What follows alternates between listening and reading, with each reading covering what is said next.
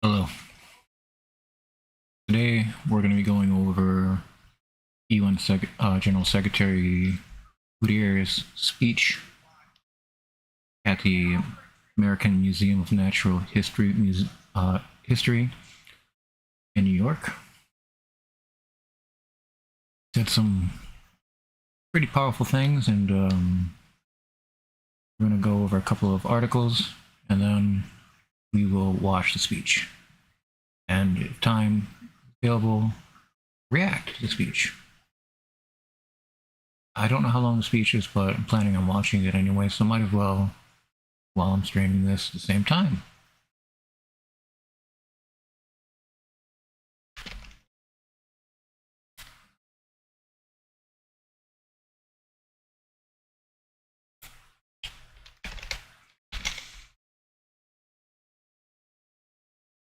Choosing the iconic Family Hall of Ocean Life at the American Museum of Natural History in New York to deliver his impassioned plea to grasp the solutions at hand, Antonio Guterres warned that we stand at a moment of truth.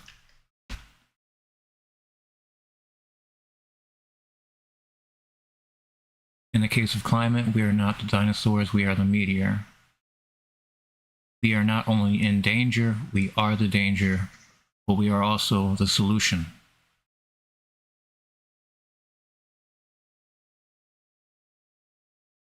See, this is already just going over his speech here.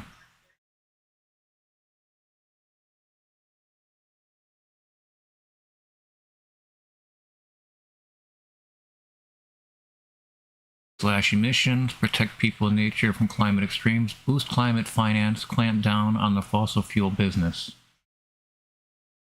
Climate finance is not a favor, it is a fundamental element to a livable future for all.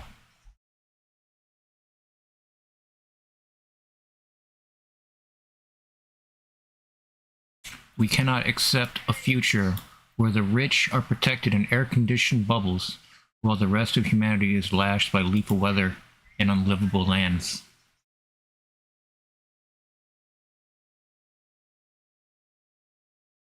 Go here for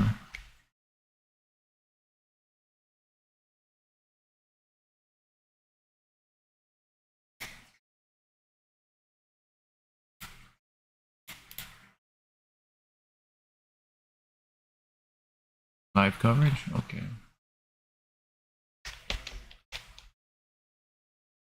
Another article.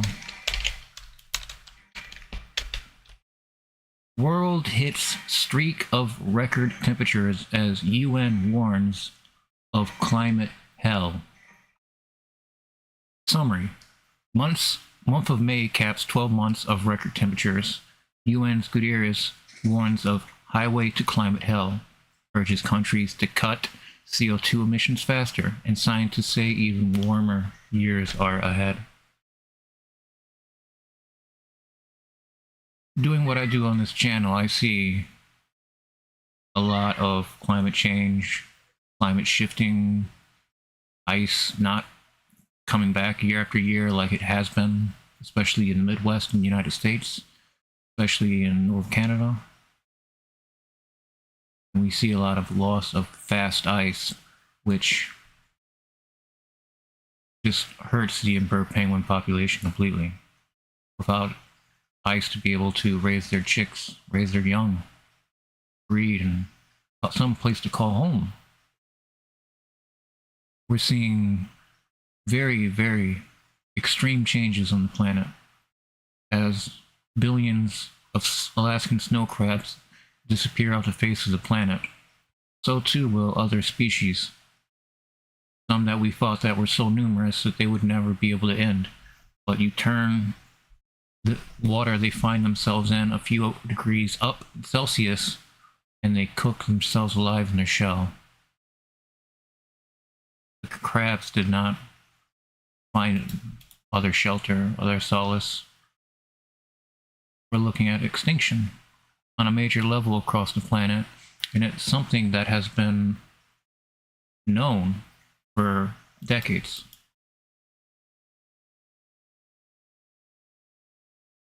With the death of passenger pigeons, the last colony of animals that would flock into billions, like snow crabs. When the last passenger pigeon died, that should have been a wake-up call.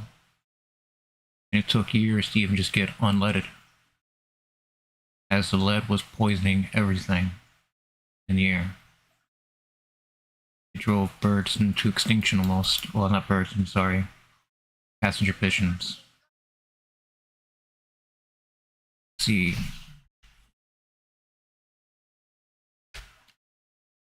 Brussels, Geneva, June 5th.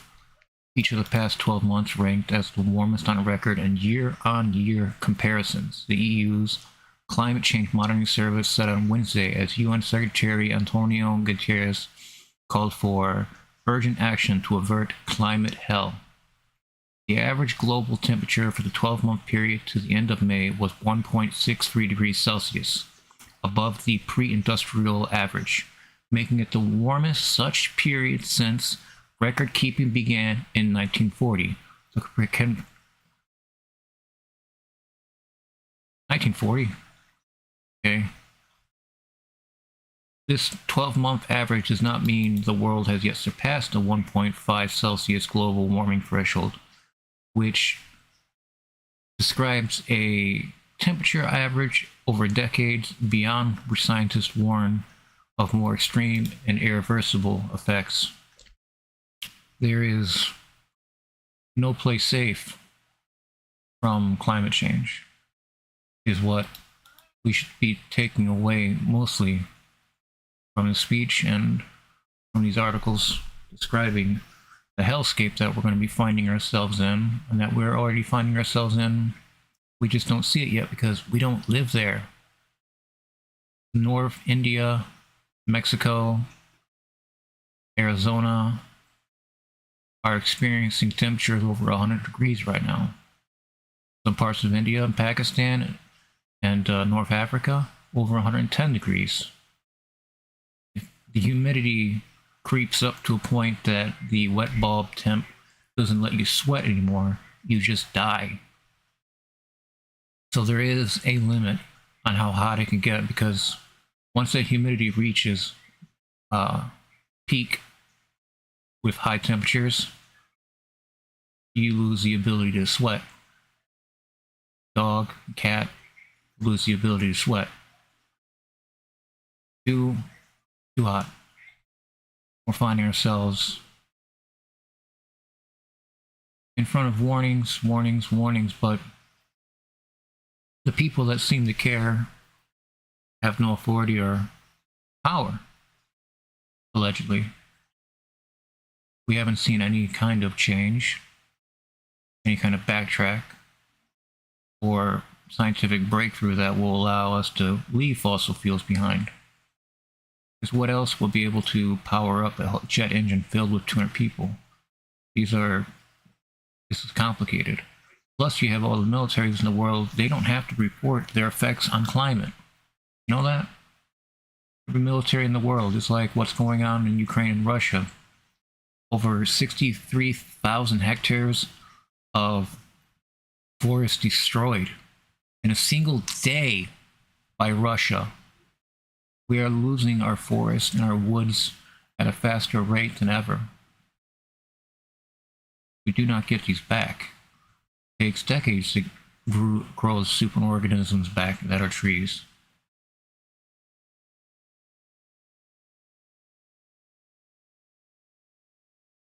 In a separate report, the UN's World Meteorological Organization, WMO, said there is now an 80% chance that at least one of the next 5 years will mark the first calendar year with an average temperature that temporarily exceeds 1.5 degrees Celsius above pre-industrial levels, up from a 66% chance last year.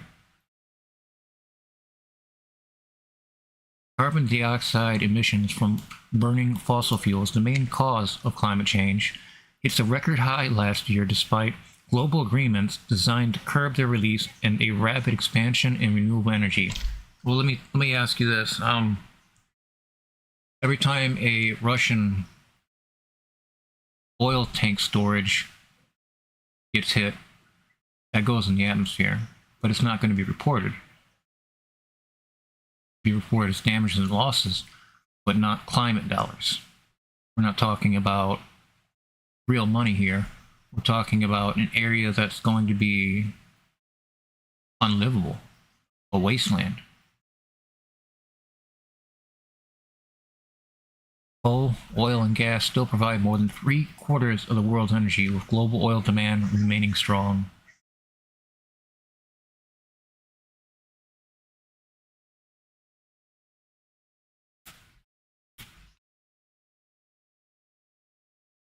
Guterres took aim at fossil fuel companies, the godfathers of climate chaos. The fossil fuel industry rake in record profits and feast off trillions in taxpayer-funded subsidies. What would make them stop? Anything? No? There's an article. Yes, Russia's war against Ukraine is also an environment and climate issue. I won't be reading this. Is too far off from our main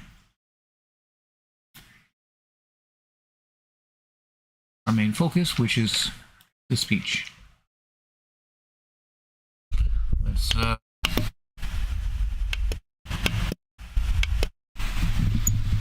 listen in. Antonio Guterres. And it's my pleasure to turn the floor over to him right now. Ladies and gentlemen, the Secretary-General of the United Nations, Antonio Guterres. Antonio Guterres.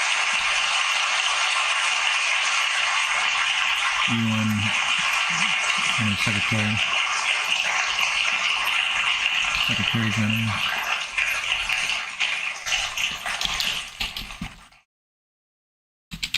Dear friends of the planet, today is World Environment Day. It is also the day that the European Commission's Copernicus Climate Change Service officially reports May 2024 as the hottest May in recorded history. This marks 12 straight months of the hottest months ever. For the past year, every turn of the calendar has turned up the heat. Our planet is trying to tell us something, but we don't seem to be listening. Dear friends, the American Museum of Natural History is the ideal place to make the point. This great museum tells the amazing story of our natural world, of the vast forces that have shaped life on Earth over billions of years. And humanity is just one small blip on the radar.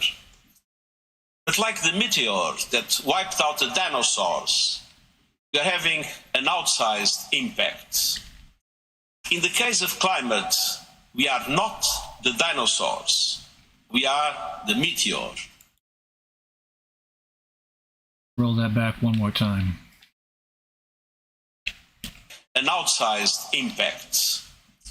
In the case of climate, we are not the dinosaurs, we are the meteor. We are not the dinosaurs, we are the meteor. Very provocative language. We are not only in danger, we are the danger, but we are also the solution. So, dear friends, we are...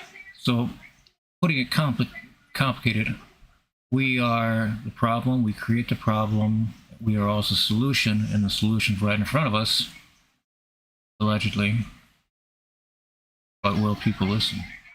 Keep continuing. We are at a moment of truth. The truth is, almost 10 years since the Paris Agreement was adopted, the target of limiting long-term global warming to 1.5 degrees Celsius is hanging by a thread. The truth is, the world is spewing emissions so fast that by 2030, a far higher temperature rise would be all but guaranteed. Brand new data from leading climate scientists released today show the remaining carbon budget to limit long-term warming to 1.5 degrees is now around 200 billion tons. That is the maximum amount of carbon dioxide that the Earth's atmosphere can take if we are to have a fighting chance of staying within the limits. And the truth is, we are burning through the budget at reckless speed, spewing out around 40 billion tons of carbon dioxide a year. We can all do the math. At this rate, the entire carbon budget will be busted before 2030. The truth is, global emissions need to fall 9% every year until 2030 to keep the 1.5 degree limit alive. One more time. The truth is, global emissions need to fall 9% every year until 2030 to keep the 1.5 degree limit alive. But they are heading in the wrong direction. They have to drop 9% every year. That's intense. Last year, they rose by 1%. The truth is, we already face incursions into 1.5 degree territory. The World Meteorological Organization reports today that there is an 8% chance the global annual average temperature will exceed the 1.5 degree limit in at least one of the next 5 years. One of the next 5 years. In 2015, the chance of such a breach was near zero. And there is a 50-50 chance that the average temperature for the entire next 5-year period will be 1.5 degrees higher than pre-industrial times. We are playing Russian roulette with our planet. And we are playing Russian roulette with our planet, he said, as there is no planet B. It really makes you think how many of these ghouls, these creatures that are driving against any kind of progress towards eliminating climate change threat, if they're even part of this planet, are they even human? These horrific, dumb ghouls? Or is it people that have a brain and knows exactly what's happening, what's going on, and they don't believe it? They have to make themselves not believe in climate change as an entity, as a rolling factor of failures. Continue. We are playing Russian roulette with our planet. And we need an exit ramp off the highway to climate hell. And the truth is, we have control of the wheel. The 1.5 degree limit is still just about possible. And let's remember, it's a limit for the long term, measured over decades, not months or years. So stepping over the threshold, 1.5, for a short time does not mean the long-term goal is shot. It means we need to fight harder now. The truth is, the battle for 1.5 degrees will be won or lost in the 2020s under the watch of leaders today. And all depends on the decisions those leaders take or fail to take, especially in the next 18 months. It's climate crunch time. The need for action is unprecedented, but so is the opportunity, not just to deliver on climate, but on economic prosperity and sustainable development. Climate action cannot be captive to geopolitical divisions.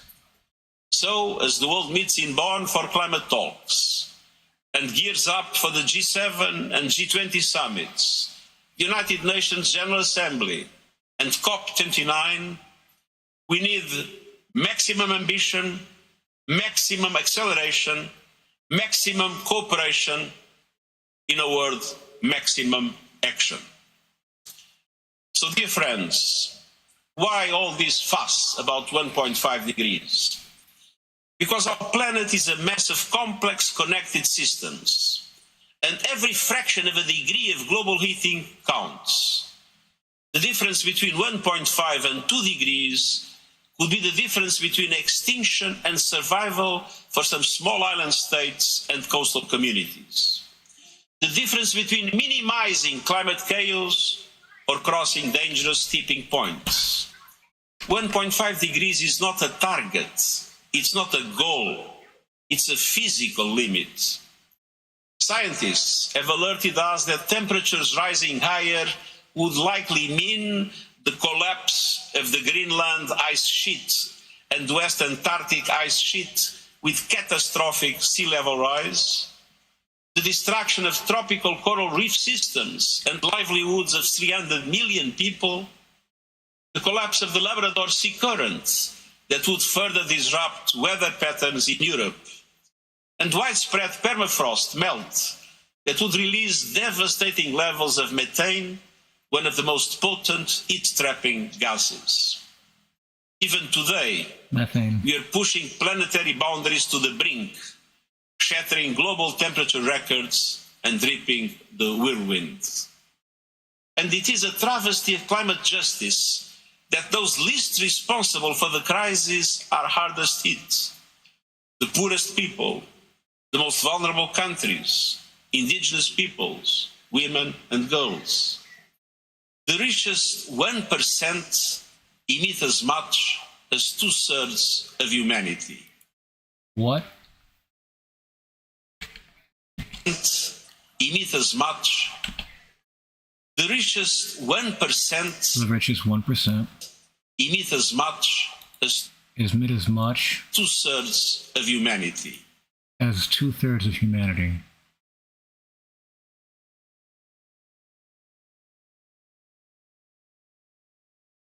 There should not be billionaires.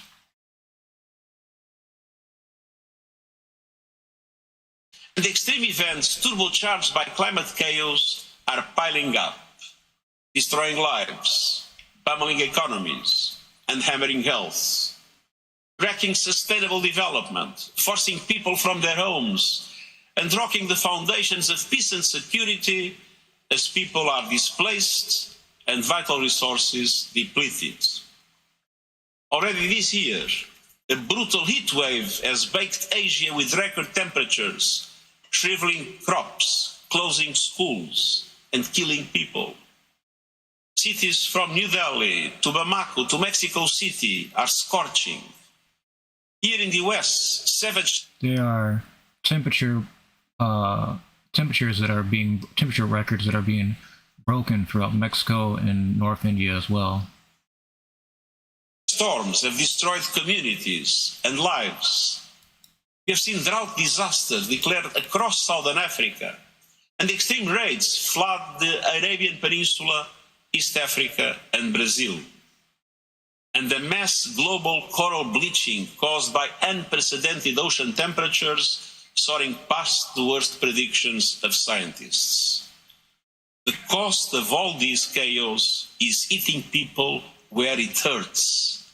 From supply chains severed to rising prices, mounting food insecurity, and uninsurable homes and businesses. And that bill will keep growing. Even if emissions hit zero tomorrow, a recent study found that climate chaos will still cost at least 38 trillion a year by 2050. Climate change is the mother of all stealth taxes paid by everyday people and vulnerable countries and communities. Meanwhile, the godfathers of climate chaos, the fossil fuel industry, rake in record profits and feast off trillions in taxpayer-funded subsidies. Dear friends, we have what we need to save ourselves. Our forests, our wetlands, and our oceans absorb carbon from the atmosphere.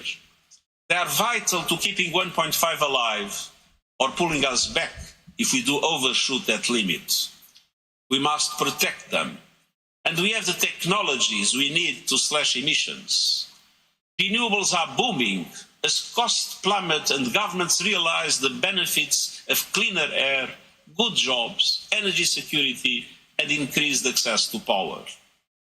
Onshore wind and solar are the cheapest source of new electricity in most of the world and have been for years.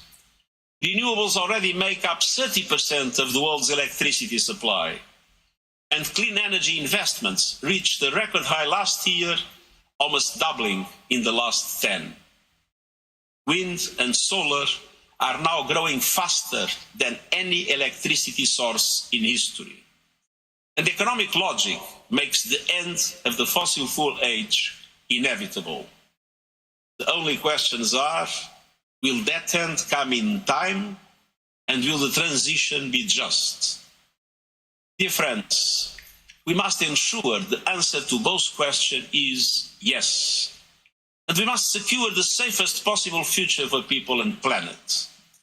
That means taking urgent action, particularly over the next 18 months, to slash emissions, to protect people and nature from climate extremes, to boost climate finance, and to clamp down on the fossil fuel industry. Let me take each element in turn. First, huge cuts in emissions led by the huge emitters. The G20 countries produce 80% of global emissions. They have the responsibility and the capacity to be out in front. Advanced G20 economies should go furthest, fastest, and show climate solidarity by providing technological and financial support to emerging G20 economies and other developing countries. Next year, governments must submit so-called national determined contributions, in other words, national climate action plans. And these will determine emissions for the coming years. At COP28, countries agreed to align those plans with the 1.5 degree limit.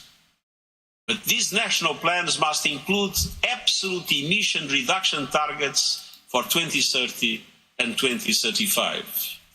They must cover all sectors, all greenhouse gases, and the whole economy.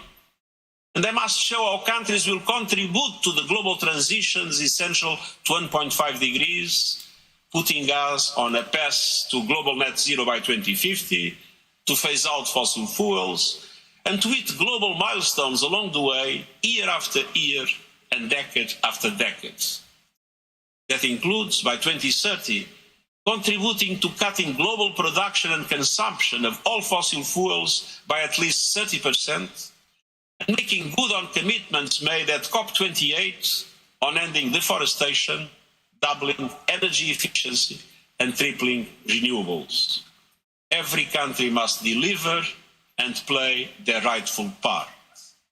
And that means that G20 leaders working in solidarity to accelerate the just global energy transition aligned with the 1.5 degree limit, they must assume their responsibilities. We need cooperation, not finger pointing.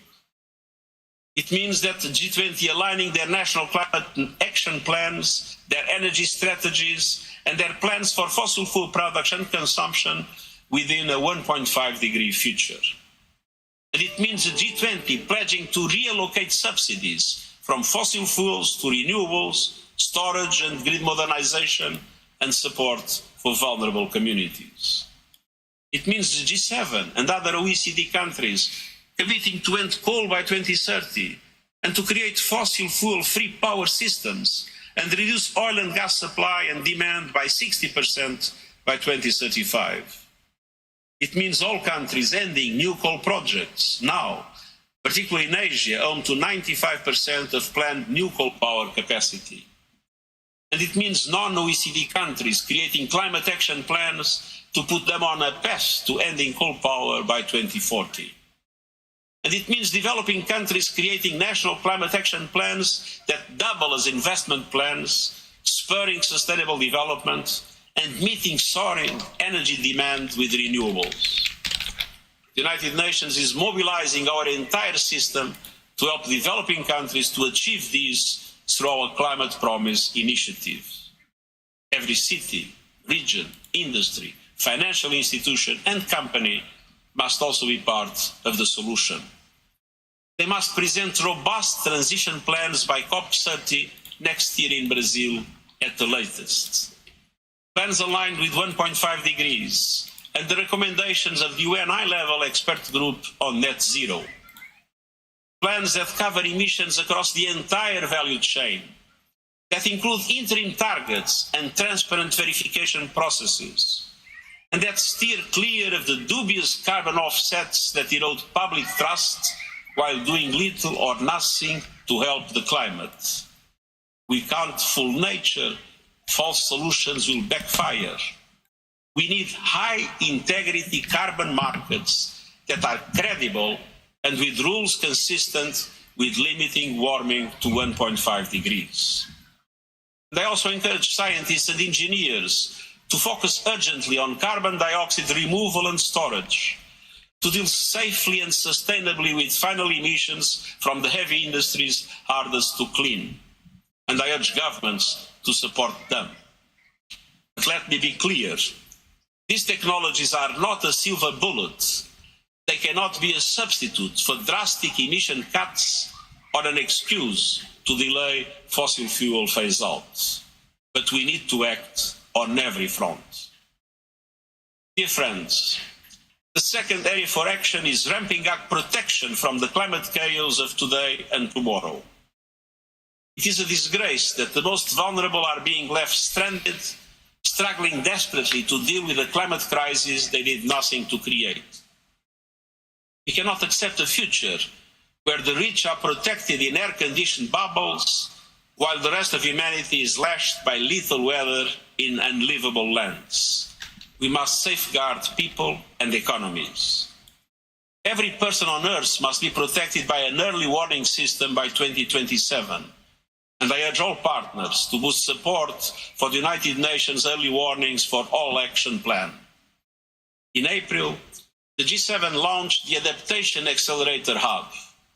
By COP29, this initiative must be translated into concrete action to support developing countries in creating adaptation investment plans and putting them into practice. And I urge all countries to set up their adaptation and investment needs clearly in their new national climate plans. The change on the ground depends on money on the table. For every dollar needed to adapt to extreme weather, only about 5 cents is available. At the first step, all developed countries must honor their commitment to double adaptation finance to at least $40 billion a year by 2025. And they must set out a clear plan to close the adaptation finance gap by COP29 in November. But we also need more fundamental reform. And that leads me on to my third point, finance. Dear friends, if money makes the world go round, today's unequal financial flows are sending us spinning towards disaster. The global financial system must be part of the climate solution. Eye-watering debt repayments are drying up funds for climate action.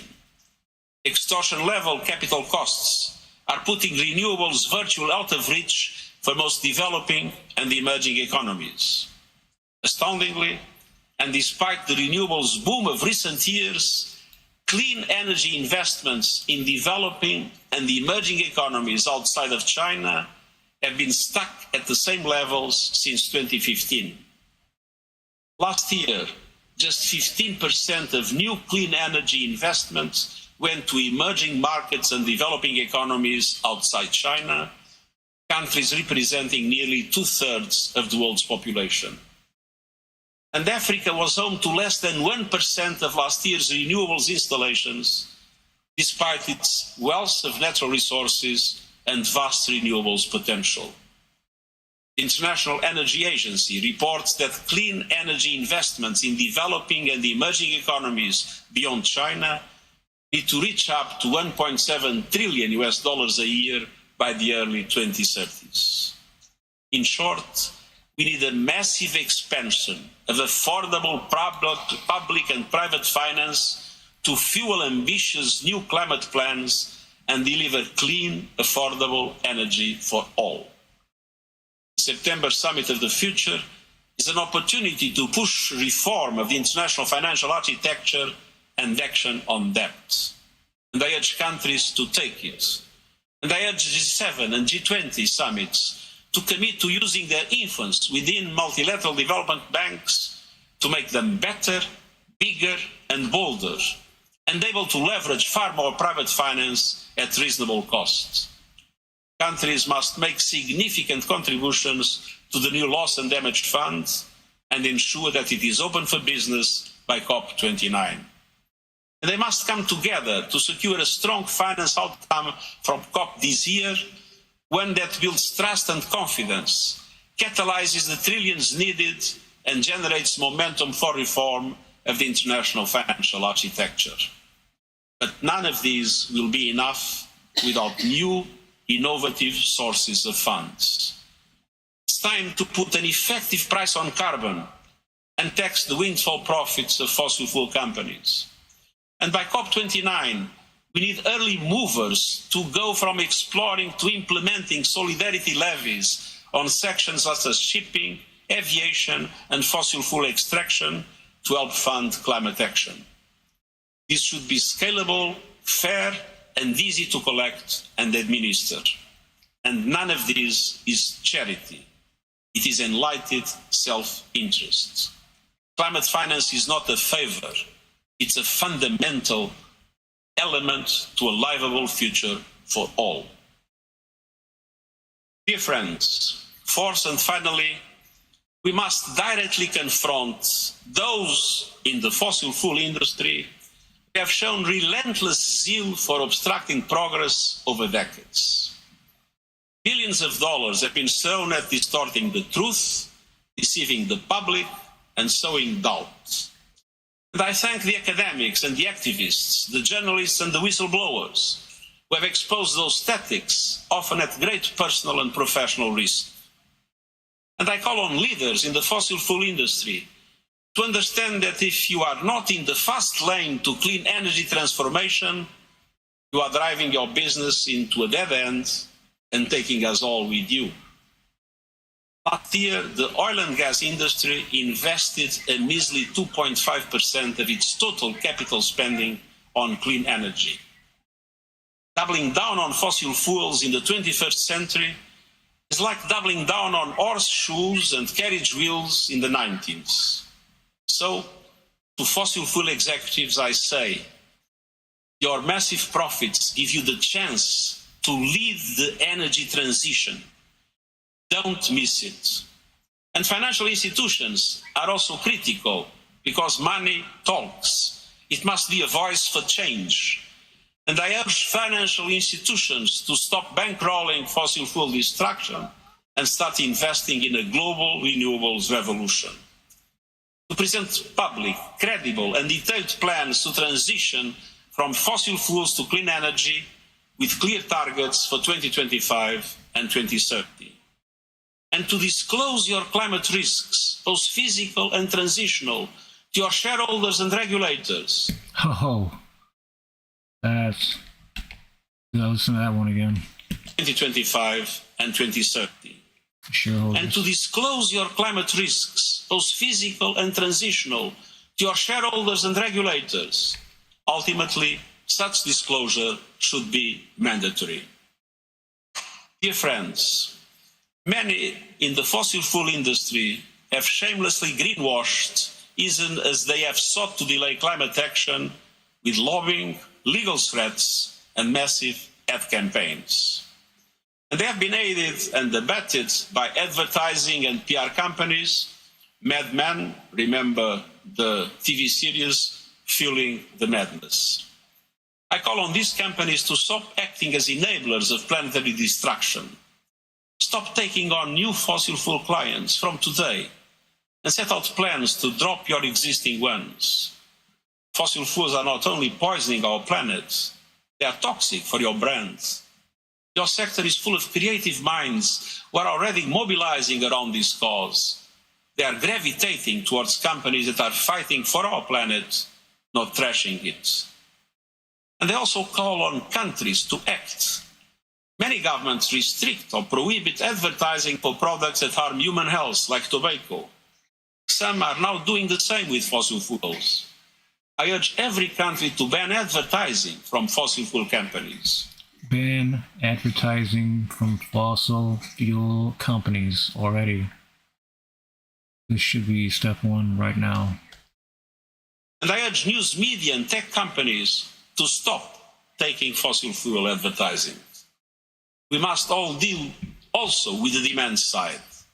All of us can make a difference by embracing clean technologies, facing down fossil fuels in our own lives, and using our power as citizens to push for systemic change. In the fight for a livable future, people everywhere are far ahead of politicians. Make your voices heard and your choices count. Dear friends, we do have a choice: creating tipping points for climate progress or careening to tipping points for climate disaster. No country can solve the climate crisis in isolation. This is an all-in moment. And the United Nations is all in, working to build trust, to find solutions, and to inspire the cooperation our world so desperately needs.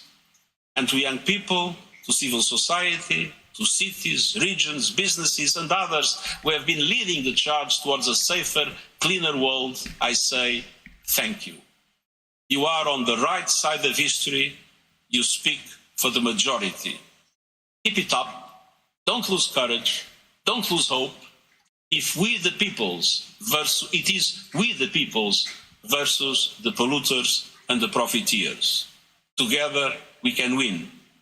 But it's time for leaders to decide whose side they're on. Tomorrow it will be too late. Now is the time to mobilize. Now is the time to act. Now is the time to deliver. This is our moment of truth, and I thank you.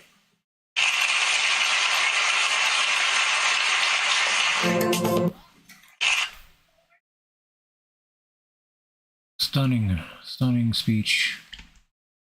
Antonio Guterres, United Nations Secretary-General Antonio Guterres.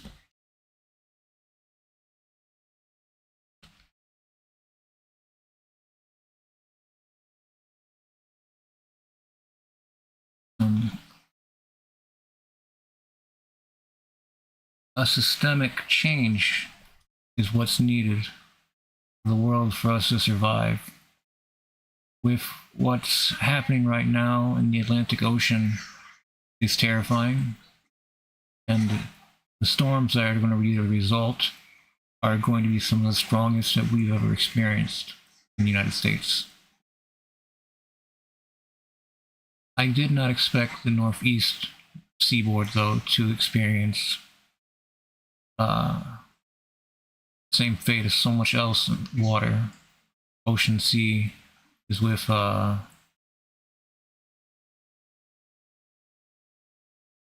bleaching. I don't recall if New York has ever had coral bleaching before off their shore, but it's coming. 18 months to save the world. Pulling back from the brink is still just about possible, he continued. But only if we fight harder. It all depends on decisions taken by political leaders during this decade, and especially in the next 18 months.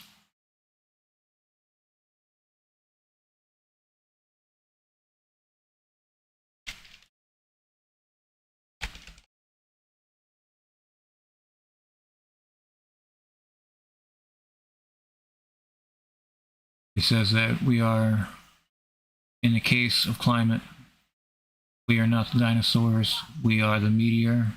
We are not only in danger, we are the danger, we are also the solution. Again, who he's talking about, who he's talking to, what incentive would they have? A clearly don't care about their generation's health. And what was all this wealth for, if not for a dynasty? If hoarding all this wealth wasn't for a dynasty, wasn't for creating generations of your family that doesn't have to worry about money anymore. Everyone under the age of 30 that is a billionaire is a result of inheritance, not some amazing breakthrough on their end.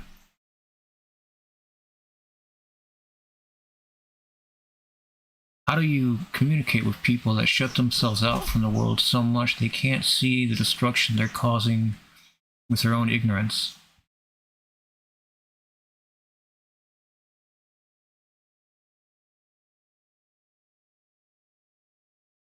Oil is tectonic plate lubrication. You take out all of it, and you're going to get some terrifying earthquakes in these areas, as well as all sorts of different kinds of ground failures. Create your own fault line.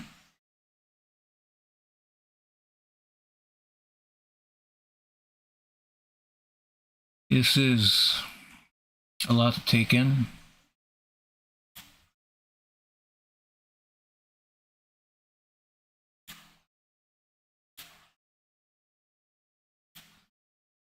But if only he could name names. As of right now, being so matter of fact, but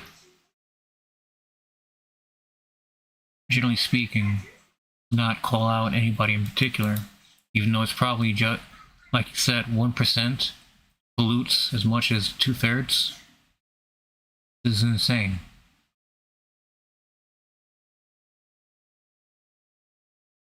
We are playing Russian roulette with our planet, said Mr. Guterres. We need an exit ramp off the highway to climate hell, and the truth is, we have control of the wheel.